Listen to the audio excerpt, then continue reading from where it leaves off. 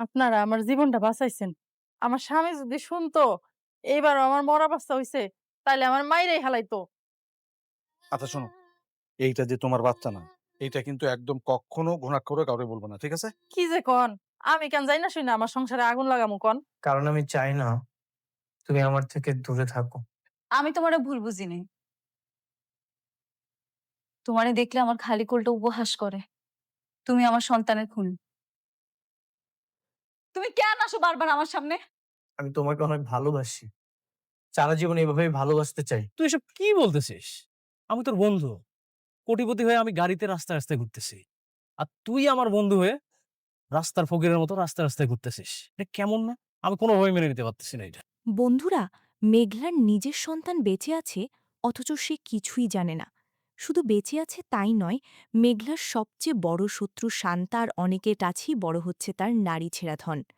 অন্যদিকে যে অনেককে মেঘলার রাস্তায় নামিয়ে ভিখারি বানিয়েছিল, সেই অনেকই এখন বিশাল কোম্পানির এক্সিকিউটিভ। মেঘলা যখন তাকে ভিখারি ভেবে 2 টাকার চাকরির অফার দিতে আসে, তখন অনেক তাকে যে চরম অপমানটা করে বের করে দেয়, তা দেখে আপনাদের কলিজা ঠান্ডা হতে বাধ্য।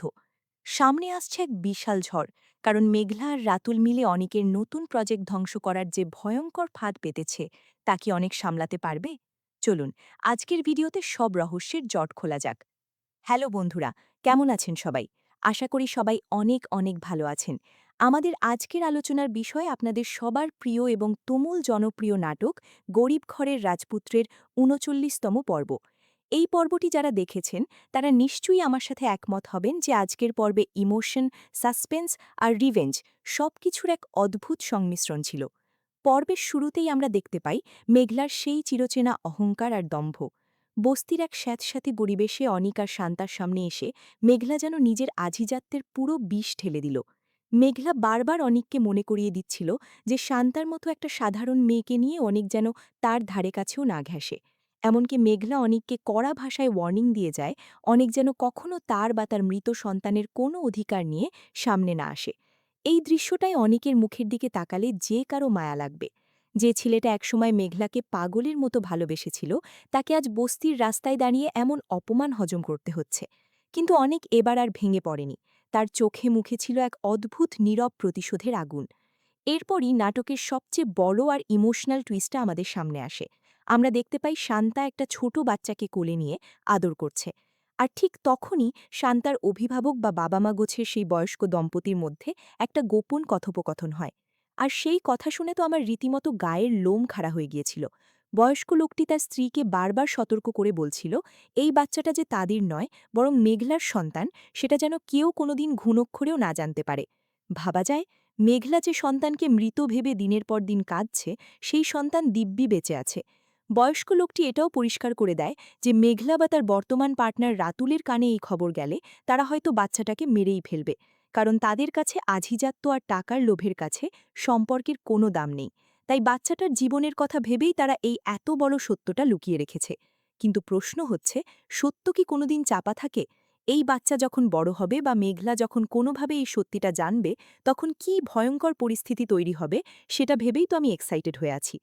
মেঘলার অহংকার যেন আকাশ ছুঁইছে। অনেক একটা কনস্ট্রাকশন সাইটে কাজ করছে এটা জানতে পেরে মেঘলা তার সশস্ত্র গার্ডদের নিয়ে হাজির হয়। তার একটাই উদ্দেশ্য অনিককে দেখানো যে সে কতটা পাওয়ারফুল আর অনেক কতটা তুচ্ছ। কিন্তু মেঘলা এটা জানে না যে অনিক আর আগের সেই অসহায় ছেলেটা নেই। মেঘলা মনে মনে ভাবে অনিক হয়তো রাজমিস্ত্রির কাজ করছে, কিন্তু অনিক আসলে সেখানে একজন দায়িত্বশীল ইঞ্জিনিয়ার বা সুপারভাইজার হিসেবে কাজ গুছিয়ে নিচ্ছিল। এরপর আসে এই পর্বের সবচেয়ে স্যাটিসফাইং বা তৃপ্তিদায়ক দৃশ্য। অনিক এখন শালিমা বিল্ডার্স নামের এক বিশাল কোম্পানির হয়ে কাজ করে। অনিক তার অফিসে বসে কাজ করছিল, এমন সময় মেঘলা সেখানে এসে হাজির। মেঘলার ধারণা অনিক হয়তো এই অফিসে কোনো পিয়নের কাজ করে। মেঘলা তার সেই স্বভাবসুলভ অহংকারী ভঙ্গিতে অনিককে বলে সে চাইলে অনিককে তার কোম্পানিতে একটা ছোটখাটো চাকরি দিতে পারে। এমনকি মেঘলা অনিককে অপমান করে এটাও বলে যে তার মতো ভিখারিকে সে 2 টাকার চাকরি দিয়ে করুণা করতে চায়। কিন্তু এবার অনিক যে জবাবটা দিল, সেটা মেঘলার গালে একটা কষিয়ে চড় মারার মতো ছিল। অনিক মেঘলাকে সোজা জানিয়ে দেয় যে সে এখন আর সেই পুরনো অনিক নেই, সে শালিমা চৌধুরীর রিপ্রেজেন্টেটিভ। মেঘলা যেন আর কোনোদিন তাকে স্পর্শ করার বা অপমান করার দুঃসাহস না দেখায়। মেঘলাকে আক্ষরিক অর্থেই অফিস থেকে তাড়িয়ে দেয় অনিক। মেঘলার মুখের তখন যে অবস্থা হয়েছিল সেটা দেখার মতো।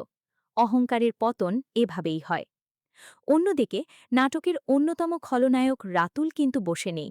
রাতুল হল সেই ধরনের মানুষ যে নিজের স্বার্থের জন্য সবাইকে ব্যবহার করতে জানে। সে মেঘলার সাথে প্রেমের নাটক করছে ঠিকই, কিন্তু তার আসল লক্ষ্য মেঘলার টাকা এবং ক্ষমতা। রাস্তায় যখন অনিক একা হেঁটে যাচ্ছিল, তখন রাতুল গাড়ি থেকে নেমে এসে অনিককে ছাতা ধরে অপমান করার চেষ্টা করে। সে বোঝাতে চায় যে অনিক রোদে পুড়ে মরছে আর সে এসিতে ঘুরছে।